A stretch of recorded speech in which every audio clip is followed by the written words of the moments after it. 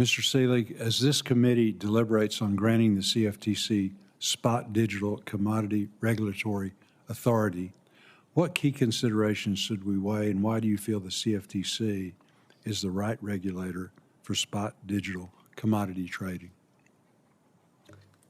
Thank you, Senator, and thank you for the time that we spent in your office discussing these matters. I think it's a critical opportunity for this committee and for our country to move forward with digital asset market structure legislation. It's been a priority of the president and, of course, is something that's great for this country. You know, we have so many entrepreneurs and builders and developers that have been pushed offshore, and this has been due to the lack of clarity. We need clear, simple guidelines. We need consumer protection, and we need to stop with the regulation by enforcement. And I think this is a real opportunity to develop a framework that can allow for software developers to thrive, for new exchanges to crop up that are going to protect investors and have the types of controls that you would expect in an exchange, and make sure that we have the right disclosure and requirements that we have typically in our financial markets. And so I'm excited about the opportunity to work with your committee on that. Very good. As the committee deliberates granting the CFTC Spot Digital Regulatory Authority, how should we think about DeFi and ensuring that activities with respect to technology are not subject to inappropriate intermediary registration regimes? Thank you, Senator. As I mentioned, I think there is this issue of regulation by enforcement, and sometimes we take a one-size-fits-all approach to all types of financial products and services, but really blockchain enables such a broad swath of new types of products, services, applications, and so it may not make sense in many cases to apply financial regulation, for example, to a video game app that runs on a blockchain.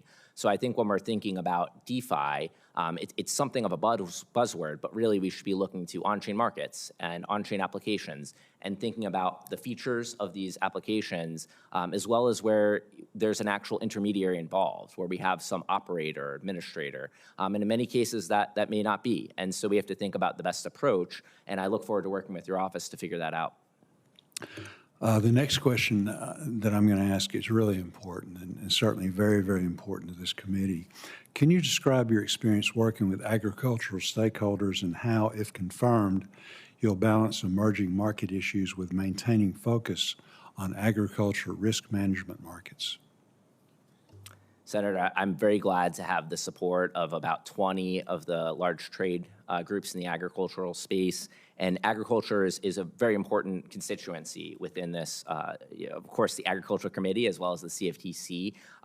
America's farmers and ranchers really are the backbone of this country, and they keep Americans fed and nourished every day. So it's very important that they have proper risk management tools available to them that are regulated by a market regulator like the CFTC.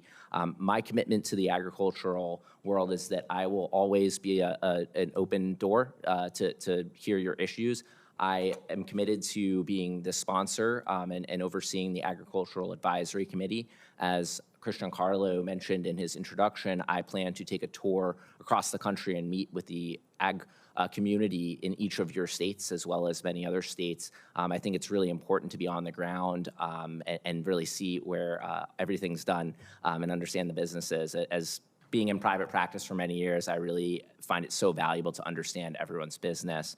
I also plan to have a dedicated advisor in my office that will be an agriculture advisor that will advise me on these issues day to day. And of course, I hope to restore the agriculture convention that has been historically in Kansas City, and I plan to bring it back. Very good. Can you describe the importance of principle-based regulation and how it fosters innovation? Senator, yes, principles-based regulation came out of the Commodity Futures Modernization Act, and it's really been a great innovation in regulation, and it's allowed for exchanges and market participants to have a lot of flexibility in how they comply with certain core principles that are really important to ensure that our markets have integrity, that they're resilient, that they're vibrant, that we protect investors from fraud and manipulation. And so the general guidelines, for example, protecting against fraud and manipulation are there, but the exchanges and market participants are able to figure out the best way to comply. And that allows for innovation in the business sector. It allows for innovation with the regulators figuring out the best way to help them get to a compliant state.